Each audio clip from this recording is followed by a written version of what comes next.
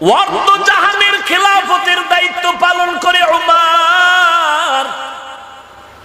যেই ওমরের ধমনীতে কাঁপুনিতে ধমকে গোটা দেশ গরম, যেই ওমর 10 বছর অর্ধ জাহানের খলিফা, ইন্তেকাল হয়ে গেল। 10 বছর ইন্তেকালের পরে স্বপ্ন যোগে কাউকে জিজ্ঞেস করা হলো, ওমর কবরের কি হালাত? ওমর বলে এখনো হালাত শুরু হয় নাই, 10টা বছর যে দেশ চালাইলাম তার হিসাব মাত্র শেষ করলাম। এরে নবীর উম্মতের দল, কে সেই ওমর? এক কথায় ঈমান আনার আগে তাকে বলা যাইতো পৃথিবীর শ্রেষ্ঠ একটা সন্ত্রাসী। কারণ বিশ্ব নবীর মাথা আনতে যায় বিশ্ব সন্ত্রাসী ছাড়া কেউ। সেই ওমর এখন ইসলামের এমন দামি ব্যক্তি হয়ে গেল, 39 জন মুসলমানের পরে 40 নাম্বার মুসলমান হযরত ওমর। তরবারি নিয়ে বলে, পয়গম্বর ইসলামের দাওয়াত আর গোপনে হবে না, ওপেনে হবে। ওমর তরবারি নিয়ে কাবার হাতিমে দাঁড়ায় বলতেছে, এরে বেঈমানেরা আয় আয় আয়, যদি ইসলামের বিপক্ষে অবস্থান নিয়ে সাহস থাকে ওমরের তরবারির সামনে দাঁড়াও। যেই ওমর সম্পর্কে আল্লাহ তাআলা নবীর মাধ্যমে সংবাদ দিলেন 10 জন সাহাবা জান্নাতের সুসংবাদ পেয়েছে, এই 10 জন সাহাবার মধ্যে দ্বিতীয় স্তরে কে আছেন? হযরত ওমর। প্রথম কে? হযরত আবু বকর। জান্নাতের গ্যারান্টি যেই ওমরের হাতে, সেই ওমরের ঈমানের আর আমলের কি হালাত! ঈদের দিন সবাই নামাজ পড়ে আনন্দের বাড়ি বাড়ি ঘরে আর আনন্দ করে। খলিফাতুল মুসলিমিন ওমর দরজায় তালা লাগায় চোখের পানি ছেড়ে কান্না করেন। আবু হুরায়রা রাদিয়াল্লাহু তাআলা আনহু ওমরকে জিজ্ঞাসা করেন, আজ খলিফাতুল মুসলিমিন আনন্দের দিন কান্নার আওয়াজ কেন?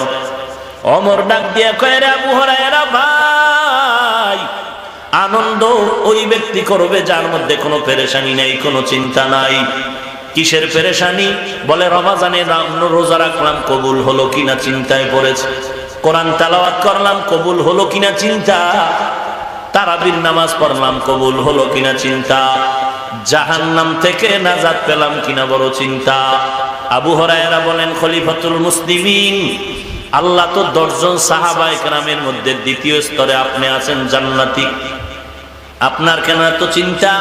হযরত ওমর চোখের পানি ছেড়ে কান্না করে বলে, আবু হুরায়রা, যেই আল্লাহ জান্নাতের টিকিট দিয়েছেন, আমার আমলে যদি আল্লাহ বেজার হয়, ওই টিকিট আবার আল্লাহ ক্যান্সেল করেও দিতে পারেন, এই ভয় আছে আমার।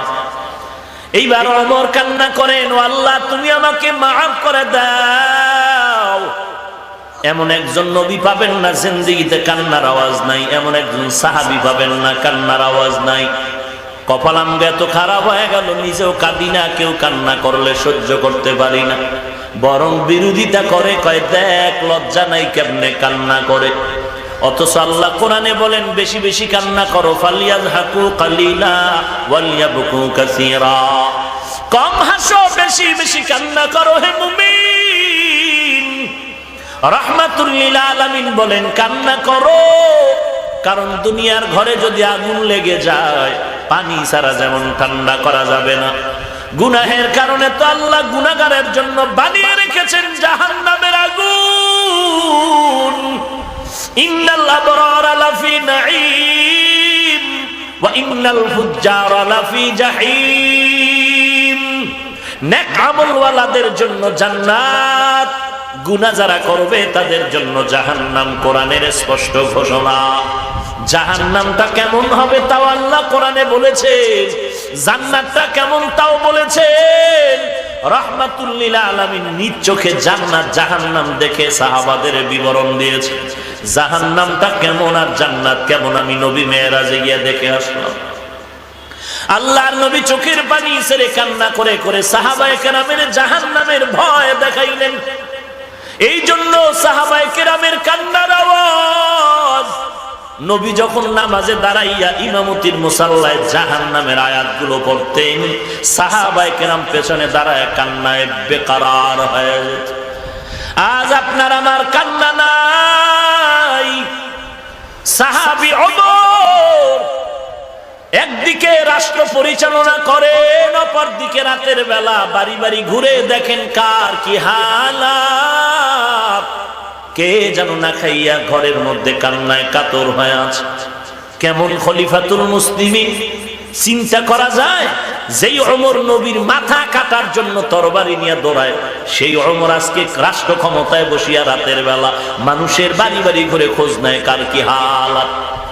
সাথে কেউ নাই, কোন বডিগার্ড নাই, কোন লোক সংখ্যা নাই, মাত্র গোলাম একজন ছিল আসলাম, আর কেউ নাই।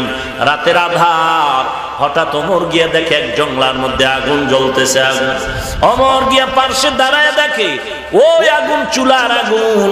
মহিলা, বৃদ্ধা মহিলা চুলার কিনারায় বসে পাতিলা পাত্রের মধ্যে পানি গরম করে, আর তার পায়ের কিনারায় ডানে বামে শিশু বাচ্চাগুলো ঘুমিয়ে আছে।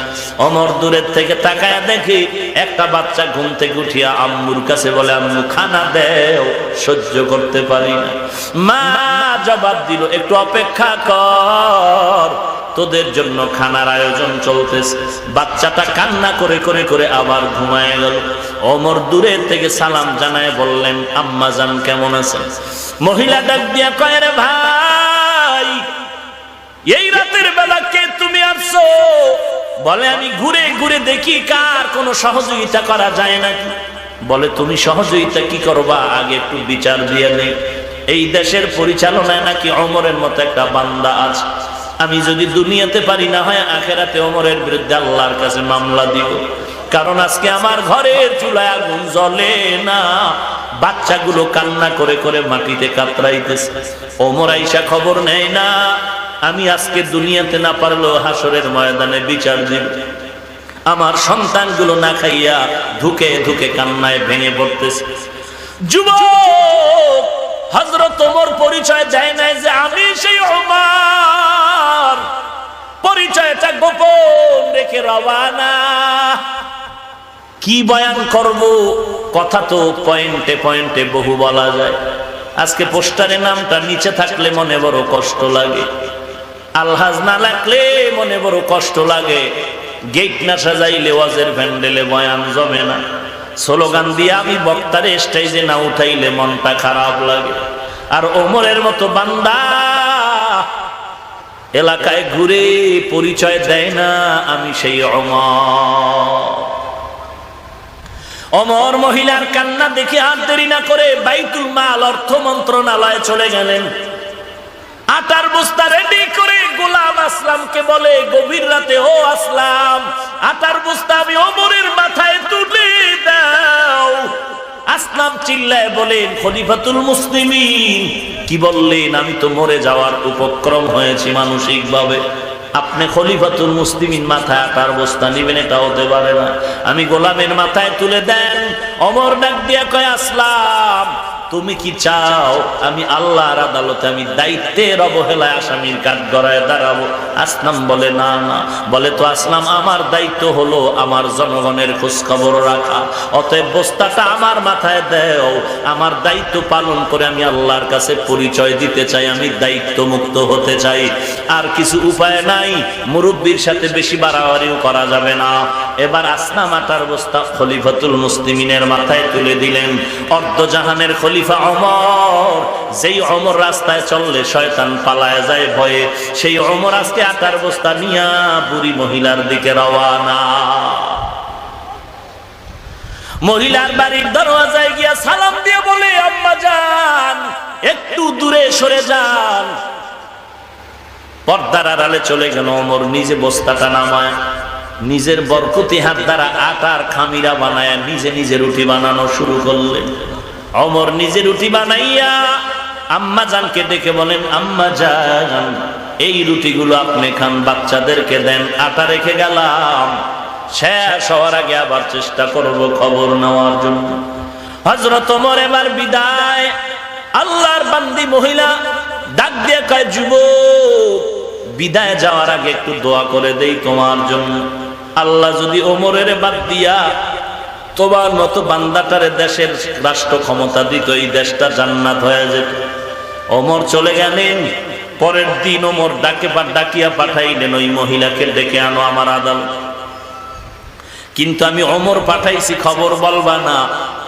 যখন বার্তাবাহক চলে আসলো মহিলার বাড়ি, ডাক দিয়া বলেন, খলিফাতুল মুসলিমিনের দরবারে আপনাকে ডেকে পাঠিয়েছেন।